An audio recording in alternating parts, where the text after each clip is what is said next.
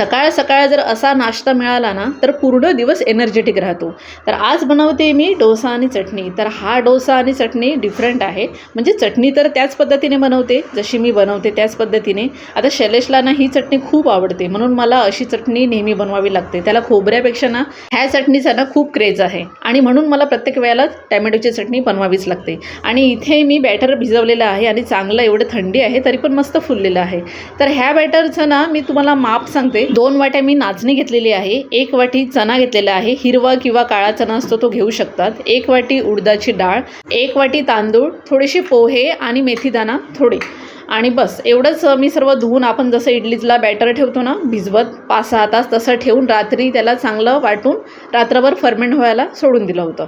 आणि आता इतकी थंडी आहे ना त्यामुळे जर फर्मेंट व्हायला तुम्हाला जर त्रास होत असेल की म्हणजे की पीठ फुलत नसेल ना तर तुम्ही काय करावं की कपाटामध्ये ठेवून द्या किंवा वॉशिंग मशीनमध्ये हा टोप ठेवून द्या, जेणेकरून ना त्याला गरमी मिळेल आणि चांगलं फर्मेंट होईल पीठ. मग इथे ना डोसा करून तयार केला होता मी. त्यानंतर ना इथे मला उत्तप्पम बनवायचे होते तर त्यामध्ये सर्व सिमला मिर्च, कांदा, टॅमॅटो हे सगळे ॲड करून ना एक तसा केला.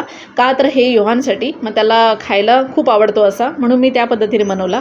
आणि एका साईडला मस्त चटणी पण बनवली आणि त्यावर मस्त अशी फोडणी दिली. आता शैलेशला टिफिनसाठी घेऊन जायचं होतं म्हणून मी डोसा बनवले आणि आम्हाला नाश्त्यासाठी खायचं होतं त्याकरिता मी इथे भाज्या ॲड केलं. म्हणजे सिमला मिर्च 2 ॲड केले, 1 कांदा 1 टॅमॅटो ॲड करून मस्त उत्तप्पम बनवले आणि नाश्ता केला. चला तर मग भेटूया पुढच्या ब्लॉगमध्ये. तोपर्यंत बाय.